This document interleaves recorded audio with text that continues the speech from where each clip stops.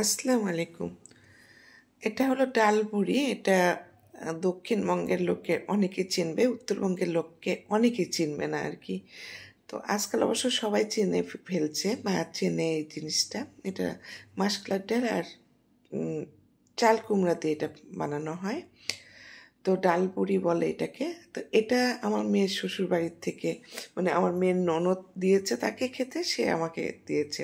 কারণ এটা আমি ছাড়া আমার পরিবারে কেউ খায় না, কারণ এরা হলো দক্ষিণবঙ্গের লোক না। আমি দক্ষিণবঙ্গের লোক, এরা উত্তরবঙ্গের লোক, এরা খেতে জানে না, খায় না আর কি। তো যাই হোক, মেয়েকে বলছিলাম যে আমার খুব শোল মাছ দিয়ে খেতে ইচ্ছে করছে, আমাকে কয়েকটা পাঠিয়ে দিও। তো ঢাকা থেকে আমার মেয়ে কয়েকটা আমার জন্য পাঠিয়ে দিয়েছে। তো আমি এখন এই বড়িটা রান্না করব। তো সামান্য তেল দিয়ে একটু মচমচ করে ভেজে নিলাম, আর এখানে আমি দিয়ে দিলাম পরিমাণ মতো তেলের মধ্যে কিছু তেজপাতা এবং পেঁয়াজ। সেটা এখন ভেজে নিচ্ছি। একটু ভাজা হয়ে গেলে সেখানে আমি দিয়ে দিলাম পরিমাণ মতো রসুন বাটা। এখানে প্রায় 1 টেবিল চামচের একটু বেশি আছে রসুনটা। আমি সেই রসুন বাটা দিয়ে একটু নাড়াচাড়া করে নিলাম।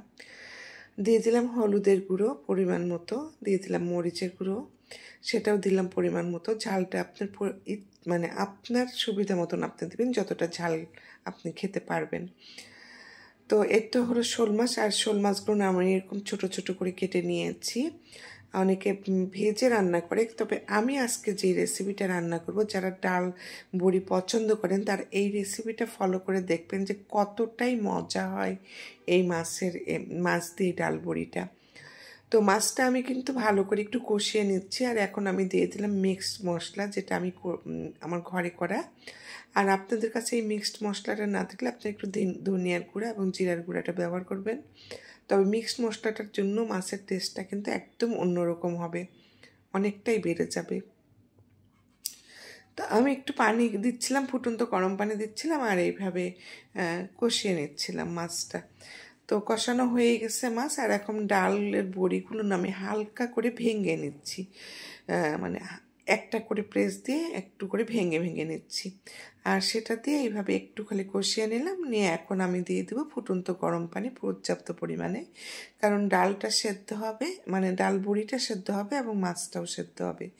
আর আপনি যতটাই পানি এখানে রাখবেন, এটা জিনিস আপনাকে বুঝতে হবে যে পরবর্তীতে কিন্তু এই ডাল বড়িটা পানির ঝোলটা কিন্তু চুষে নেয়।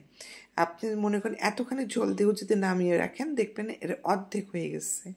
তো সেই হিসাবে কিন্তু আপনি নামাবেন। যদি আপনি একদম শুকনো শুকনো করতে চান তাহলে সেইভাবেই নামাবেন, আর যদি একটু মাখা মাখা ঝোল করতে চান তাহলে এইভাবে নামাবেন। আমি এইভাবে নামিয়ে নেব, কারণ আমি একটু মাখা মাখা ঝোল করব।